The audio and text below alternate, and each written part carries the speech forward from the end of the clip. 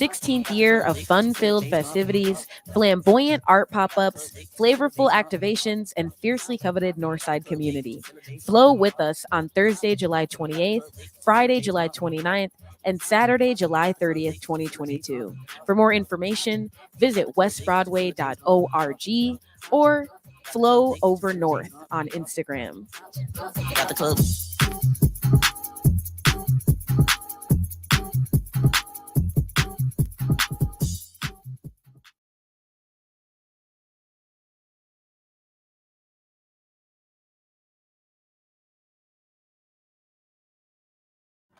You are listening to Fresh Air Community Radio, KFAI 90.3 FM Minneapolis, and around the world at kfai.org.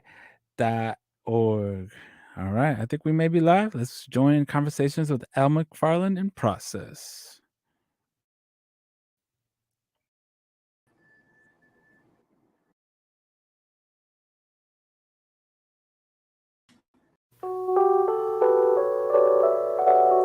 I'm Al McFarlane. Welcome to Conversations with Al McFarlane.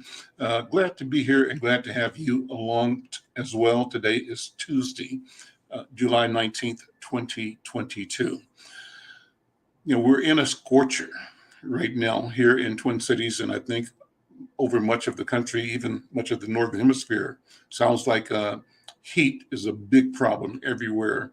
And so with that in mind, we simply want to remind our listeners and viewers everywhere to take precaution, to be careful, to be mindful, to stay hydrated, to don't overdo it, don't overexert yourself, and make yourself a victim to the heat wave. Enjoy it. It's a marvelous thing, but we got to pay attention to what it means to stay healthy and to stay cool. Got a good program today. I'm going to have fun talking to friends and colleagues and family members, as a matter of fact. Looking momentarily for a call from one of my brothers, Micah McFarlane. Micah is the founder and owner of Revel Spirits, Inc. And if you don't know it, Revel is a new quote unquote tequila type product. It's not tequila. The story behind that is that tequila is a kind of a proprietary or licensed product or trademark product for Weber agave spirits that come out of Jalisco, I think, and maybe another state in Mexico. And if you don't bring a product from that region, you cannot legally and technically call it tequila. It's just like champagne. Champagne is sparkling wine, but you can only call it champagne if it's produced in the region or the state of Champagne in France. So the equivalent exists with Micah's product. I can tell you that over the past several years, my brother Micah has been a phenomenon in business intensity, integrity, and persistence in bringing something from an idea into now a national and soon global product in the agave spirits brand. What he had to do to make it happen was actually create a new category, a new brand. And so his company is called Revel Spirits, Inc. The product they're producing is called Avila, Revel Avila. And the Avila is the name given to this tequila-like product because it's the name of one of the largest families that are growers of the plant in Morelos, Mexico. Morelos, the town center there is a town called Cuernavaca, and it's a state in Mexico that is like the breadbasket of Mexico. And I've read about it, heard about it, Mike has talked to me about it, but the story about the cultivation of the agave and the collaboration of farmers who've had thousands of acres of agave under cultivation for a number of years, but no market, but a belief that a market would come. And the miraculous part of the story is that Micah through a variety of things that seem to be happenstance, but nothing ever really is happenstance. I think that things generally happen because they are appointed, and the forces of the cosmos direct us towards things that make sense, that are opportunities. Well, all of that to say that Micah was able to find himself in a relationship with these farmers, this collective of farmers, through someone he met here in Minneapolis. So you've seen the ad in my newspaper about Revel, and the ad says appropriately, born in Minneapolis, I think, and grown in Morelos. It speaks to this affinity, the collection or the connection between Minneapolis and Morelos. And it's a good thing for all kinds of reasons. Number one, there's the simple joy and pleasure and value of a company producing a quality product that consumers can enjoy wherever they are. Number two, here is a business that's really originating out of a person in our community, Minneapolis and St. Paul, who's created a relationship with a community like ours in Morelos, Mexico. And now you've got collaboration between farmers on the ground in Mexico, their distilling systems and processes. My brother, the Minneapolis guy, the Minnesota guy, who has put together a distribution system and a system of marketing and selling the work that they create, the product that they create in Morelos, Mexico. And all along this chain is economy. People are getting jobs, they're growing, they're distilling, they're bottling, they're shipping here. The headquarters for Revel is actually in California, where Micah lives, but the base is still Minnesota. He claims Minnesota as the root, and that's why, for me, it's important to have this kind of conversation, because it's a Minnesota connection that has brought this thing online. And so jobs, including warehousing, shipping, distribution, sales, all of that having to do with economy. And I think back that Micah and I grew up in a conservative Christian religion. This is my aside or my take on this. And always had an ambivalence about spirits or about alcohol. From our mother's side, alcohol was kind of forbidden and frowned upon. But my father's side, my father, the Cuban, the Jamaican, rum and Jamaican rum and Cuban rum and other beverages were quite and always a part of the culture.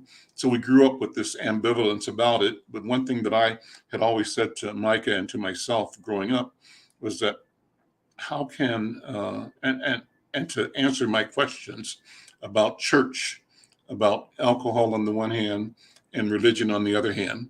And so I said, well, who are the Christian brothers? And how can Christian brothers be one of the biggest brands on the planet?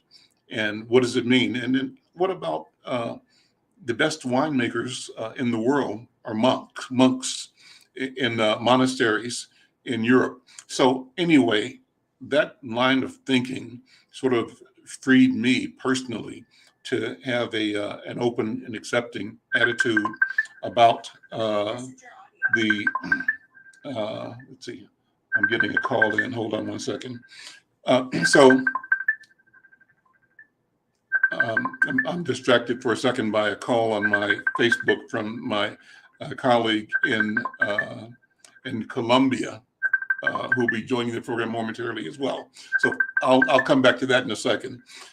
So anyway, the whole thing is that I think that I'm excited for Micah, excited that we're working together, and excited to tell the story. Let me bring Brenda Lyle-Gray in. Brenda, come on screen here. How are you doing? Well, I'm fine. How are you, Al? I'm doing good. I need some help here while I try to navigate a call, because I want to make sure that we don't miss our contact with Jesus Chucho Garcia, who'll be joining the call from I think Barlovento is in Venezuela. But but you've but if I step away for a second, we'll do that. But I wanted you to engage me on this whole idea. You've heard me talk about entrepreneurship, about business, about equity, about ownership.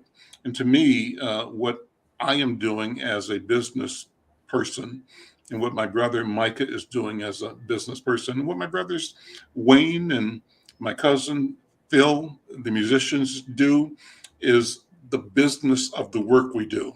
So people know my brother Wayne McFarlane. Wayne is reggae master. I call him a blues master as well, but he's a master musician, and he's been in the market here and around the country and around the world for a generation.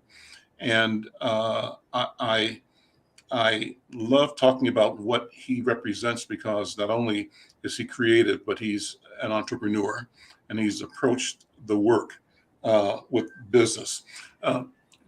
Brenda, talk for a minute. I've got to take a call here. So I'm gonna pass this to you and Vash. Vash, come on camera and let you guys talk for a second.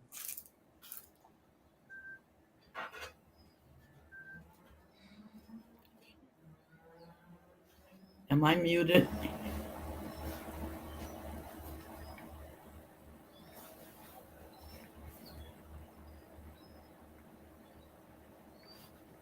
Hi, Brenda. It's good to see you. Good to be here. Hi, Vash. How are you? I am doing all right. Looking forward to meeting Micah. I tried to get him to bring Revel to the markets here in Santa Fe. We have the Indian market, the Spanish market, and the folk art market. And I said, Micah, we could make quite a bit of money. He said, I'm not ready to go to New Mexico yet, Brenda.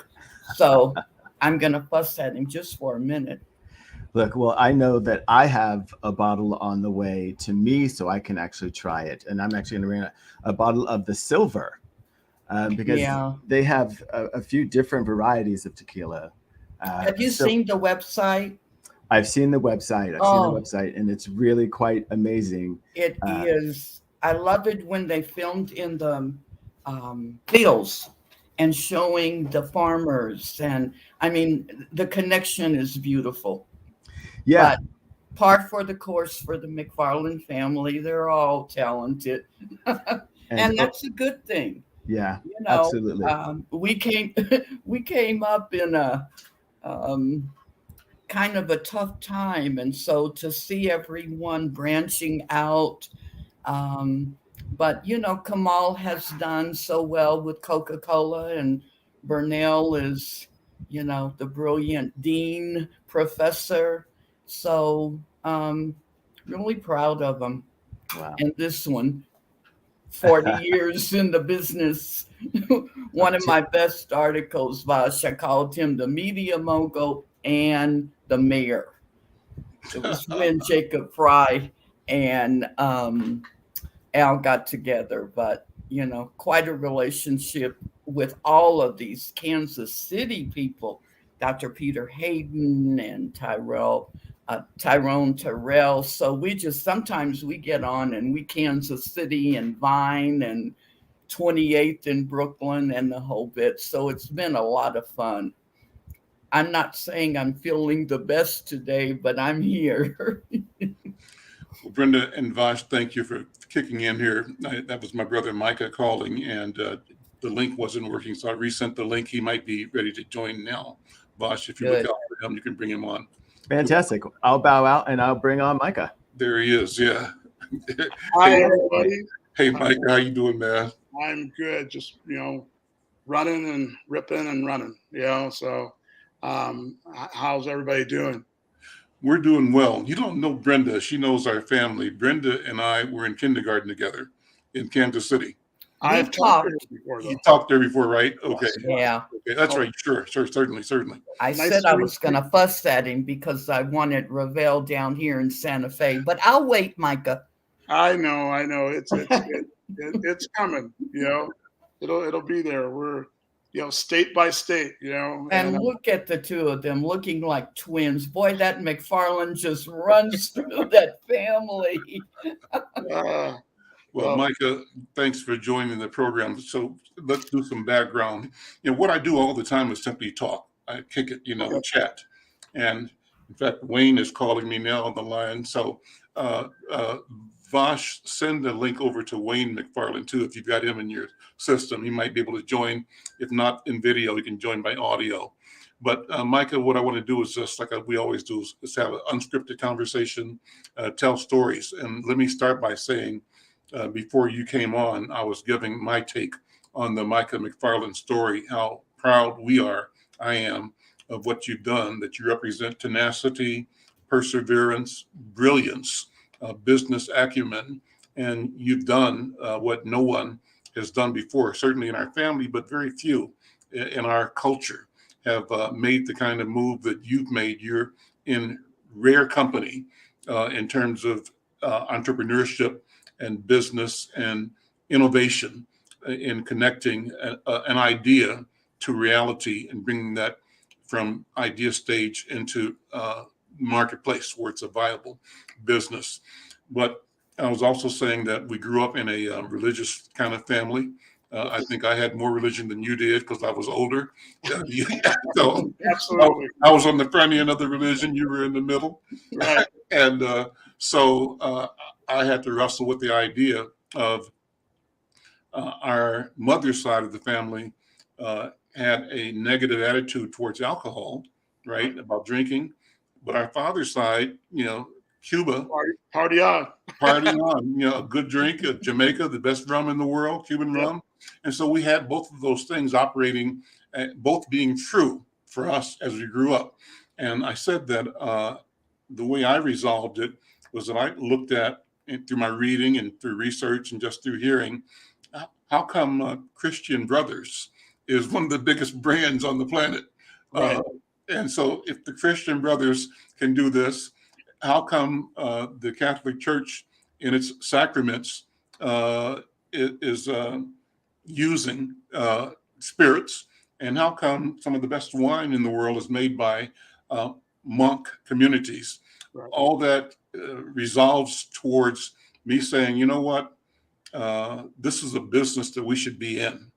And it's a business that doesn't, in my point of view, present a conflict. I think everything has to do with encouraging responsibility, but it's irresponsible for us to be consumers and connoisseurs of these great products, but not be in the process of creating them, innovating, and benefiting from the commerce that they represent, because it's a mega business. So with that, let me ask you to just come in and talk about how the Revel idea came to you. How did you get in this business? Well, it was, 10, 12 years ago, basically met a guy in a bar and he, he was from Minnesota, and we happened to live in the same neighborhood in Los Angeles. And basically what happened is that, he had this, I went up to the bar and asked for a Patron margarita, and he goes, "Why did you order that?" And I said, because Patron's the best. I didn't know, whether Patron was the best or not, but it was the best to me. I'm a consumer. And he says, can I buy you a shot? I'm not going to turn down a free shot. And I drank his stuff, and he says, yeah, and then I said, he goes, "Where do you live?" And I said, "How long have you been in LA?" And I said, "I've been here for a couple of years." And I said, "I'm from Minnesota," and he goes, "Oh, I'm from Minnesota." I said, "Well, I'm from Minneapolis." And he goes, "Oh, I'm from Duluth." And I said, "I had this band called Ipso Facto." And he said, "Oh, they played at my junior high school." and so that created the story. And then the next day, the Minnesota Vikings and the New Orleans Saints were playing for the championship game. Minnesota, nice thing to do. I invited him over to my house. He brings over the booze, and who he sees at my house at that time, I was handling Margaret Cho, Blondie, Michael McDonald. I just did a bunch of years with Cyndi Lauper. So all my friends and, and those are nice names to drop. We're going to come back to all of that in a minute. That's a lot to drop, Brother Michael, but dropping it in classic McFarlane style, that's cool. We'll come back to that. Okay, go ahead. Especially when he came up with Blondie. I said, no, he didn't. So anyway, with that, he saw that I was around the music business and in the entertainment business, and so wanted me to help him, get a celebrity, be involved in his product. This is early on from Van Halen was the beginning of the celebrity alcohol thing that happened, and so. And in that, so I started going down to Mexico with them and learning about the process and everything. And then, I wrote a kind of a business plan or a perspective. I went to some of my grade schools from Worthington, Minnesota, and asked them to invest. And one of them said, "Oh, Micah, if you owned this company, I would write you the check." And that was all it took. So I started, doing research, and then I ran across this guy named Hector Ruiz. And Hector is a restaurant owner in Minneapolis. And I run across him, and he challenges me. What was really interesting about my meeting with Hector, I met his lawyer first. And, and I was tasting the lawyer on Todd's stuff, the stuff that I was trying to get people. And then he was tasting me on what would eventually now become Revel. Okay. And, so we're in an office building, and then we're talking, and he goes, "Oh, your stuff is really good." And then I'm going, and I still don't have a palate yet. I still don't know what I'm doing.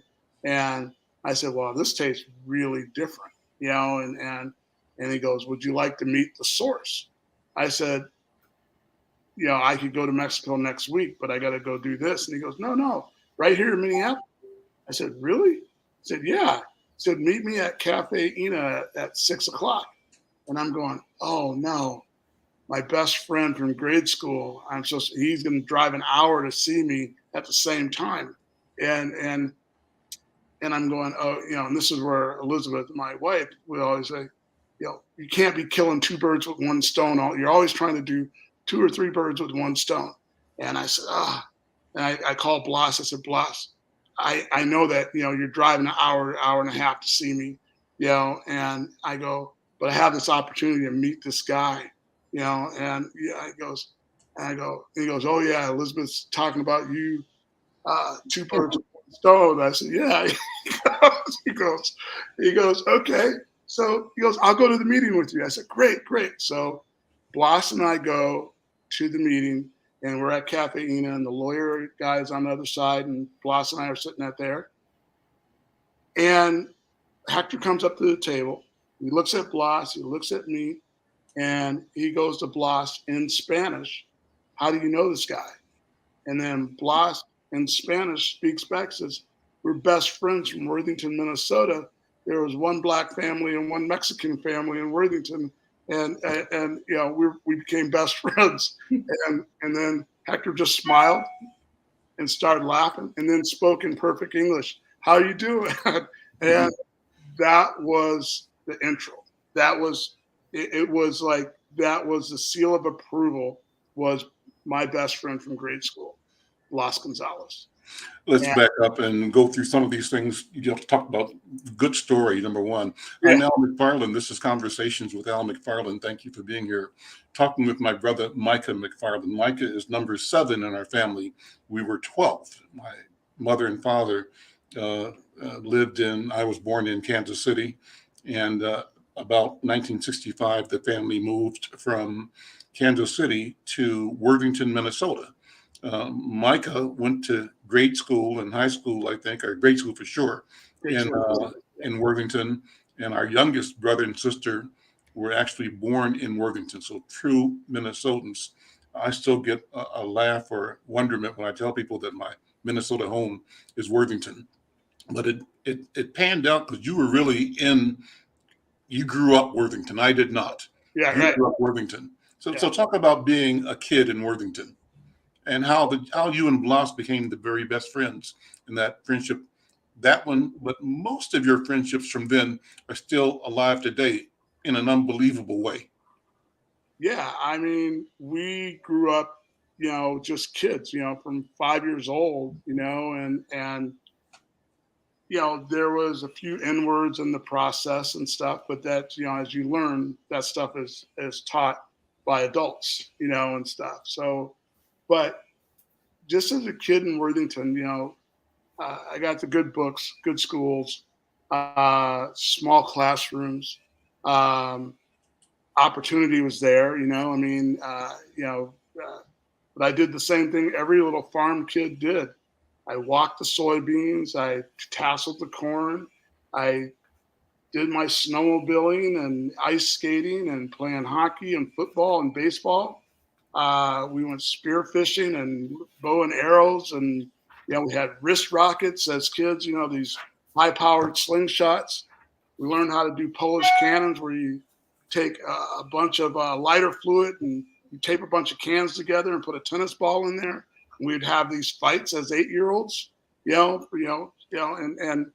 I missed all that. I didn't know about that. It's news to me, but go ahead. It was all, it's like paintball for rural kids, and, we had these walnut trees around us, so the green part of the walnut trees, and the walnuts were hard. So the 8, 9, 10-year-olds would go up against the 13, 14, 15-year-olds and, slinging them and everything. But this is just growing up as a kid in a small town. I treasure my childhood. I talk about it. I loved it. I love Worthington. It's a different place than it was in 1965 to 1977 is when I was there. I just, and I treasure my relationships. Like I said, 5 or 6 of my first investors in Revel are all from Worthington, Minnesota. They're all from 6 to 8 years old is when I met them. And so through the test of time, they're my relationships, and I think Worthington served me well, just literally even going down to South Africa, it's just because I know how to deal with people from all over the world, and I'm literally playing golf at the Royal Cape a year after apartheid, and brother's walking down the fairway and he's the caddy, and I'm up on the tee box. And he's like, gives me the biggest smile and his thumbs up. And I was like, shivers, and now I realize, but I'm doing business in Cape Town, with Ned Bank and doing major sponsorships for the first South African Jazz and Heritage Festival. But from Worthington, just being comfortable in who I am.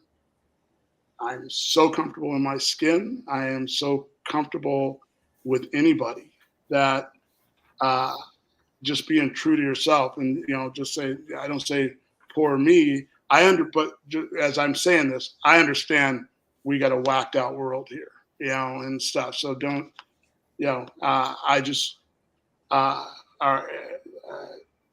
don't know, but back to Worthington. I love my little town. Yeah. Okay.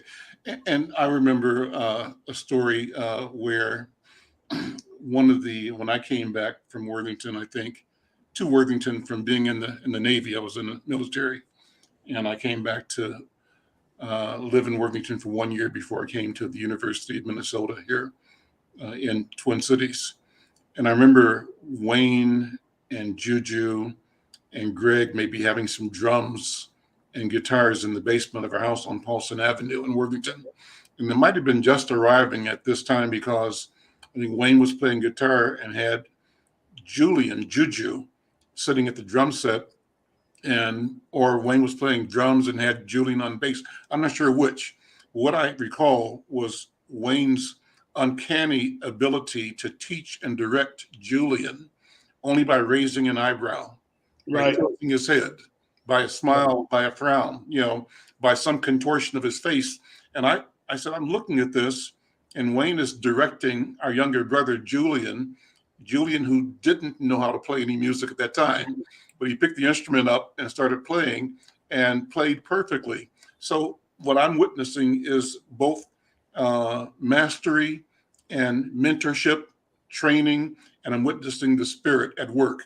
Well, that group, through your direction, that talent, that musicianship emerged into, some years later, the creation of Ipso Facto, the premier reggae band in the Midwest. Talk about how you helped the brothers create that brand and that product, Ipso Facto. What was the vision?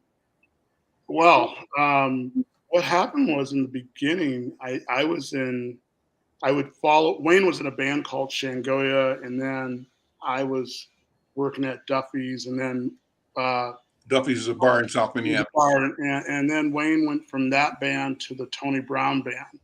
And, he was playing around, and then I happened to be in Kansas City, and I had a bass guitar because I always thought I could play, but I really couldn't. I just hadn't gave up yet, so, and I have a bunch of records, and I'm at Julian's apartment, or Juju's apartment, and I'm in the bedroom, and then all of a sudden I hear this, he's playing the Bed's Too Big Without You by the Police. He's playing along to the record. And I said, wow, you just picked that up and just start doing that? And he said, yeah. And then for about 2 or 3 days, I would hear this. I says, hey man, you know what? We should go to Minneapolis and start a band. I had no idea what I was talking about. So I talked my little brother into coming up to Minneapolis, and then I found 2 or 3 other guys, and we created this band called Far Eye, F-A-R, like Rastafari. Mm-hmm. I didn't know what I was talking. So I created Far Eye, F-A-R-I. Mm-hmm. And then I talked Tony Brown and Wayne and they were at Duffy's to get Juju's band on the stage as the opener, and I remember that first concert. Julian was up there. He never could turn his front side to the audience. His first time on stage, he played the whole 25 minutes his back to the audience because he couldn't turn. He was so scared he couldn't turn around, and that's what I remember. And then 6-7 months later, Wayne and there's another guy named Max Edwards that Wayne had met, and we were still kind of hanging out with him, and we started doing some shows with him, and Max really helped them learn, especially Julian, how to play bass, and Greg, the whole reggae thing, and then what happened there was I tried to figure out how to get them exposed, and we decided on a band name called Ipso Facto. And so I went out and created the first Midwest reggae sunsplash with I got the biggest band in the city called Shangoya, mm-hmm. and all these other bands. And then at the bottom of the poster, I said, introducing the new sensation, Ipso Facto. So I built a concert in order to kind of no different than going down to Mexico and they didn't have a name for their product, and so it was called Revel. We named it Revel, but it didn't have a home. So I helped create a category that was never there, in order to market my product. And I did the same thing with Ipso Facto back then, not even knowing what I was doing. Now, years later, I just have this knack for doing things like that. So. What a wonderful story. You mentioned that you were running the show, doing tour manager work for Cyndi Lauper, you said Blondie, and other people. And you've traveled the world. I've known that you've been over Asia and over Europe and I'm not sure if you did South America or not, but you've played, managed artists around the world. Talk a little bit about your experience as a tour manager and how that all folds into what you're doing now. So the tour manager part is about logistics and accountability and timing and keeping the world on time, or your world on time, because everything is about the time, and being able to manage people and their expectations and being able to keep them all together and all their wants and their needs and this and that. And, you as a tour manager, you are the first one up and the last one to go to bed. So that means you got about 3 hours in a night, and you are the spoke, and you have the artist, you have the players in the band, then you have the crew, which are the guitar techs and drummers and all that stuff.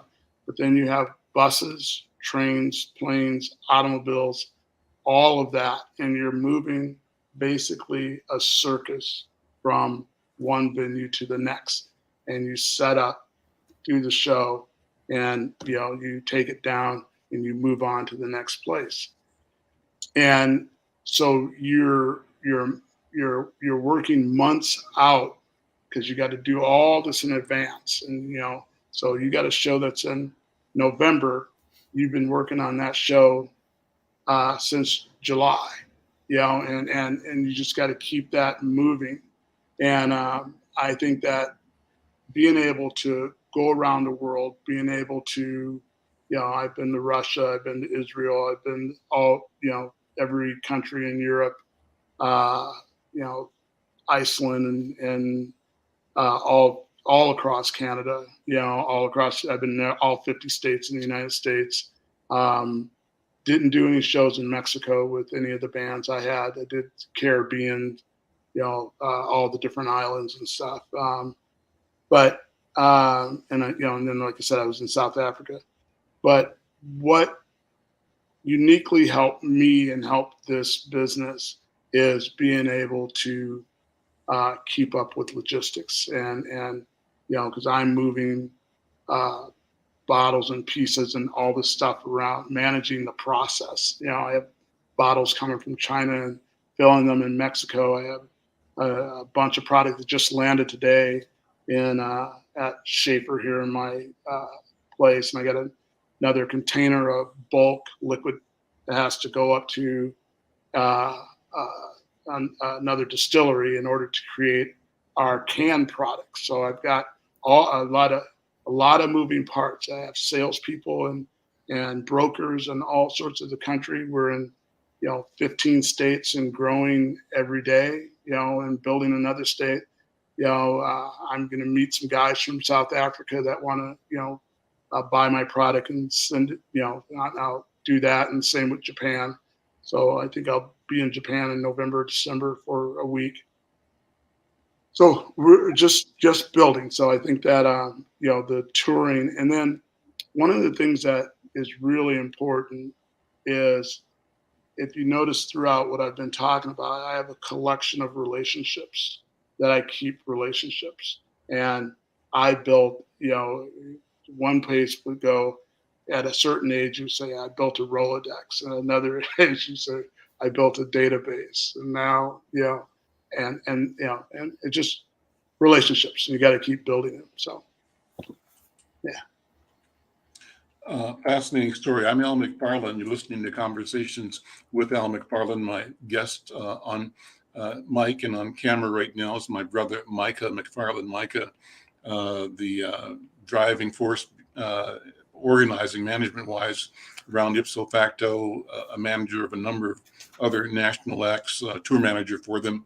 But his latest work is the creation of a new beverage company.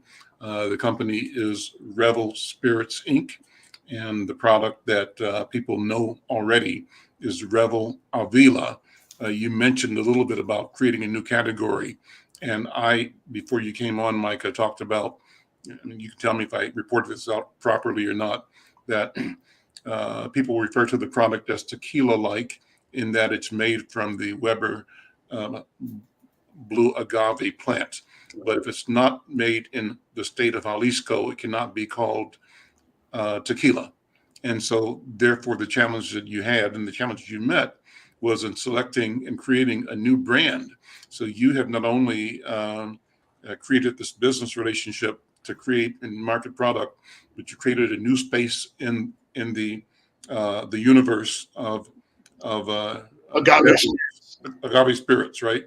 And so talk about that, but also talk about name the new products you're bringing. And when you're done with that, I just want to take a minute before I bring my other guests on to talk about the events coming up next week. Okay. Next week on this show, I'm going to be interviewing Wayne, our brother Wayne. On next Tuesday, Wayne is going to be playing live down at the Dakota bar in downtown Minneapolis. But part of that show next week will be an interview with me. It'll be kind of like a new version of what we used to do at Lucille's Kitchen, but it'll be done digitally because we won't have a live audience at the Dakota. I might want to do that in the future when the COVID issue is clear, but right now we're doing everything digitally like we are right now. So we'll have Wayne actually doing his sound check on stage for this live broadcast here on KFAI, but I'll also do interviews with people from around the country, around the world as part of that. And we'll be also having Justin Hartley, your business partner and investor, as part of the interview next Tuesday, right here on KFAI. There's a picture, if you're watching on social media, of Micah and Justin Hartley. Talk about Justin Hartley, what he brings to the brand, what your strategy is, and what you and he are going to be doing in promoting Revel in the next couple of weeks. So Justin is an investor and a partner in Revel. I met him accidentally. Yeah, I went up to him and just started talking, and he just kind of went along with me. And then I went back to my friends and said, "Hey, I had the strangest conversation with this guy named Conrad." And my friend goes, "Micah, Conrad's not here." And I said, "Well, who's that?" And they go, "That's Justin Hartley from This Is Us." And I go, and then it all clicked. And then I went over to him and I said, "Man, thank you for being gracious, And he said, he goes, "That was funny, wasn't it?" And I said, "Yeah," and then we just started laughing. And I said, "Hey, do you like agave spirits?" He goes, "I love agave spirits." And I said, "Well, I own this company called Revel." And I said, "I'd love to just send you some product." And I wasn't thinking about him as an investor or anything. I was just embarrassed because of what I just did. And then he said, "Give me your card." And I said, "Oh man," because we were at a winery. I said, "I'm just on a 1-day vacation and I didn't bring any cards with me." He says, "Let me see your phone." And he plugs his number into my phone. And then after a couple of weeks, I text him and I said, "Hey, I'm a man of my word. I want to make sure you get this product." And he says, "Can you come by tonight?" I said, "No, I'm in New York." And he said, "Oh, when do you get back?" I said, "Tomorrow." He goes, "Let's meet up tomorrow." And so I got off the plane, went to my office, got some product, and then we sat and talked for about 3.5 hours. And it was just amazing. I am blown away by just how cool he is. I mean, I've been around in the entertainment business for a long time, and I could go stories on stories, but this guy walks the walk and talks the talk. And he's just down. He's a kid from Chicago. I don't think he came from a lot. He, bartender, bus tables. He's done all of that. We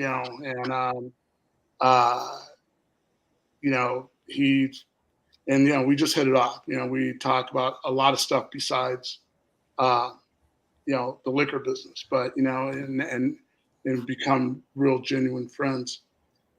So what Justin brings to the table is that he's being able, because of his platform, because he could have had somebody pay him to endorse a product, and he chose this little project at this time because he saw what the future. He saw my vision.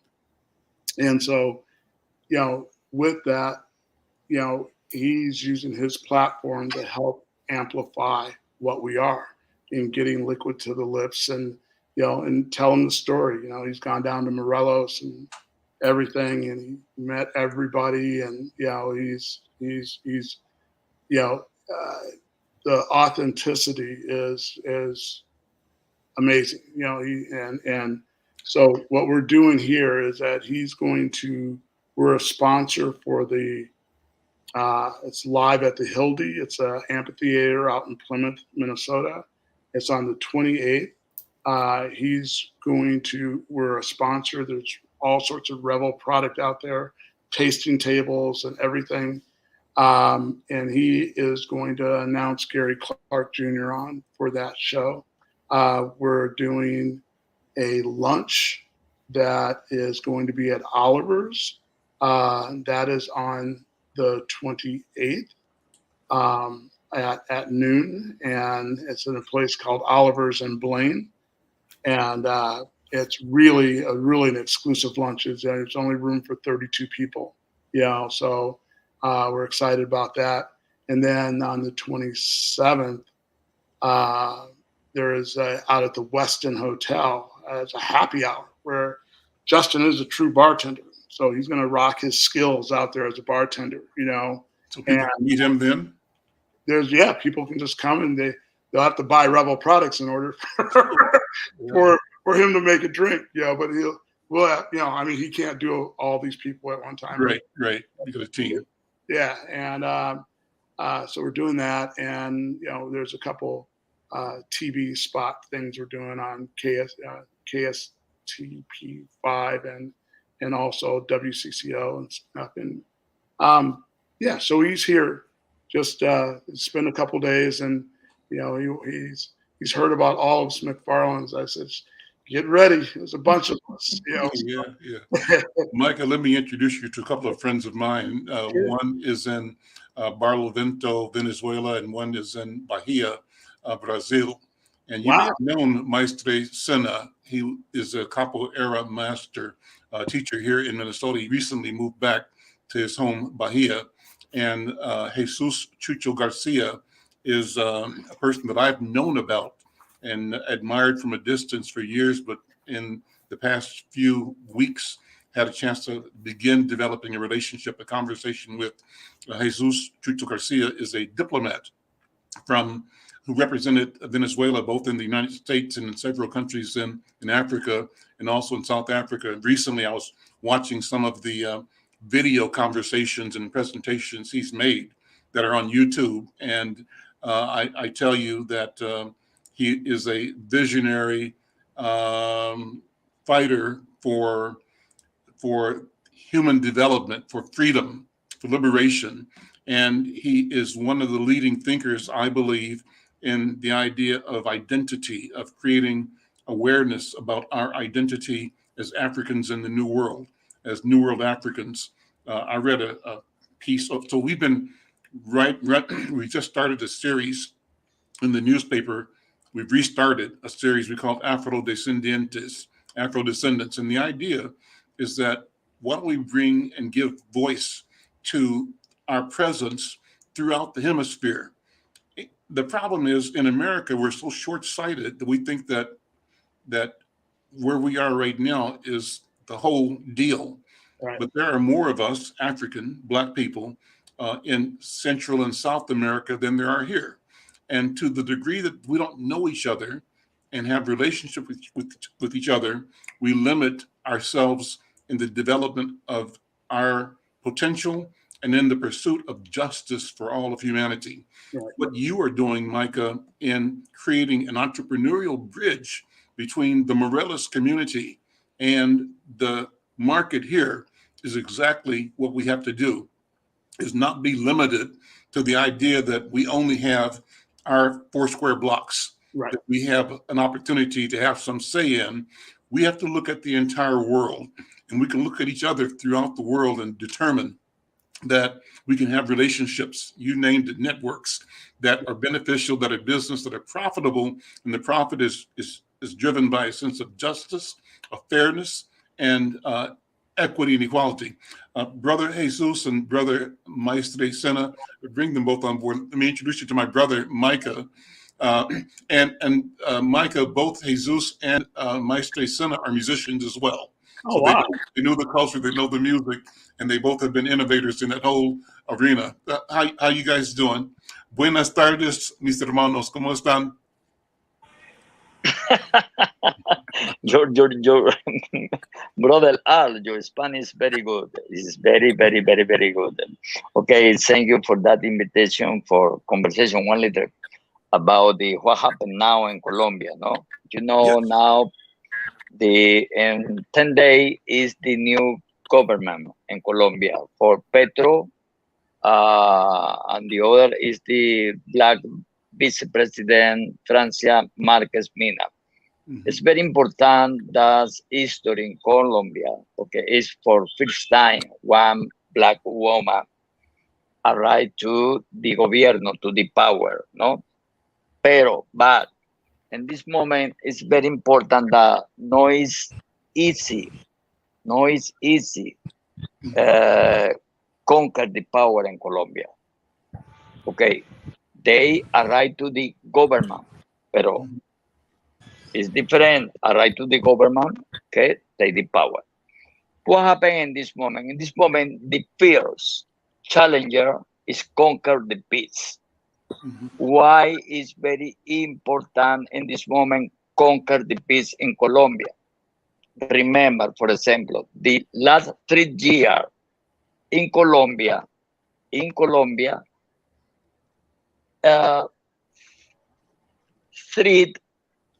massacres very strong for the people and the black people in Colombia. 3 massacres. For example, in the time of COVID, in the year 2020, no, mm-hmm. Is near to the 315 massacre, no, 315 massacre in the 315 massacres. 20, yes, in the 2021, 19 massacre. Mm-hmm. In this year, 2022, 3 massacre until the last month, July. Why the massacre? ¿Por qué las masacres? Why? Mm-hmm. You know, in this moment, for example, in Colombia, for me, and there is 5 army, 5. The first, the army official of the state. Mm-hmm. The second army, the 9th base military of United States in Colombia. No? Mm-hmm. And the 3rd army, the narcos. The narco is 1 army. Mm-hmm. 4 army, paramilitary is other. And the 5, la guerrilla. Okay? La guerrilla is other. So, how the challenger of Petro and Francia Marquez is conquer the peace is the more important. And now in the border between Colombia and Venezuela, in Apure State, there are many conflict armies. There are many conflict armies. I don't know who won one conflict army between Colombia and Venezuela. Mm-hmm. It's possible is other force, no, out of Colombia. Pero the paramilitarismo, the narcotraficantes, no, they won one war in Colombia. And now when I had one meeting with many people in Colombia, they don't want the war. They want the peace. Mm-hmm. Because in the peace is that Colombia is strive for development. No? Mm-hmm. And the combination, the peace between Colombia and Venezuela, for example, in the border, Colombia and Venezuela, for years, the the movimiento económico es similar a 10,000 millones de dólares, ¿no? Okay. 10,000 of dollars. Pero what happened in the world in this moment for 5 years? No economic. In this moment, it's very important. What happened now between the relation between Colombia and Venezuela? In this moment, Petro, he told and he said, it's very important, open the border. It's very important, open the relationship between Colombia and Venezuela. It's urgent.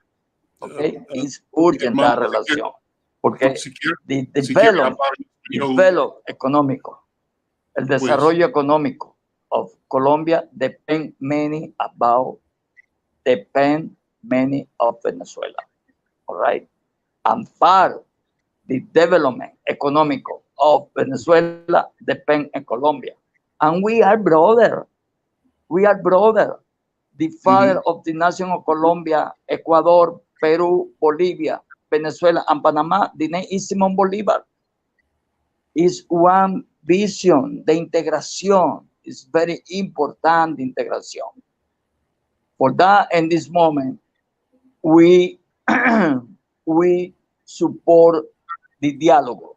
In this moment, begin the dialogue between the Congress of Colombia and the Congress of Venezuela. Is march for the peace. For that, I told you, the challenger more important in this moment is the peace in Colombia. Excuse me, I don't know if you understand my English, ¿no? Claro, pero digo que si quiere hablar en español está bien porque Yoji Sena puede traducir lo que está diciendo. I don't listen. No. I don't Okay. listen fine. Okay, bueno. I don't listen. Okay, you can't hear me. Okay, you cannot hear me. So he's not hearing us now. But Yoji, you can jump in, Yoji, just to make a quick comment on the nature of the conversation. And we're almost out of time, as we got 5 minutes. I wanted to make sure your voice is good. Mucho gusto, don Chucho. Mi nombre es Yoji Sena. Yo estoy acá en Brasil. Una de mis personalidades es ser traductor de español. He was saying basically about the significance of the relationship between Colombia and Venezuela, and he was mentioning that if the borders were open, they have a trade around $10 billion, and right now he is favorable to have talks between both governments, and indeed both parliaments are conversating about reestablish relationships. Bueno. So this is good. You know what? So thank you. And Jesus Chucho Garcia, I meant to tell people that I did mention that you bring credentials as an author, as an educator, as an intellectual, and as a diplomat representing your country in Latin America, in the US, and also in Africa. One of the things we're going to do in the future, I think maybe next week, if possible, is create a connection and a conversation about what's happening presently in Mali as well. Today we talked about the emergence of new opportunity, but challenges associated with the election of the first African woman to the vice presidency of Colombia. That's a change. It's a movement in the right direction, but we're also looking at shifting politics and war, really, in different societies. And one we want to examine is what's happening. Maybe next week, Jesus Chucho Garcia, podremos hablar de lo que está pasando ahora in Mali. But the point is, we want to create a a table, a place to have these global conversations, to show our people being concerned about our people wherever we are. I saw a word in a document I was reading today called, is it miss? Jesus, what is the word for root in Spanish? You used it in one of your articles, and you described people who were Afro-Colombianos, indigenous, and you used one more word. Let me think of what that word is, but it's a word that's gaining popularity and defining the cultural realities in the world today. I have it here. I'm pulling it up. So the word is raizal, R-A-I-Z-A-L, raizal. Do you know that word, Yoji? You familiar with that? Raizal? No, Raizal. pero Yeah. I will assume that's related to roots. Roots, right? Yeah. And so I was reading an article that comes from a writer in Argentina that talks about, the article is entitled Estudios Afro-Colombianos Hoy, and it's a background on the development of the Afro-Colombian community, and they make reference to the emergence of the mixed culture of the native, the African, the people from the Carib, and the new population that they have become. So that's what I'm talking about. Listen, we're out of time, but I want to thank all of you. Thank my brother Micah. First of all, Micah, thank you for joining the program today. Continue success and good luck in everything that you do. And I want to also thank all of my guests who are here today for being on the program. And if you have questions or comments, just hit us up at Insight News. We want to connect with you. Thank you all so much. I'm Al McFarlane. We'll see you next time. The viewpoints expressed in this program are the opinions of the people expressing them, and not necessarily those of Fresh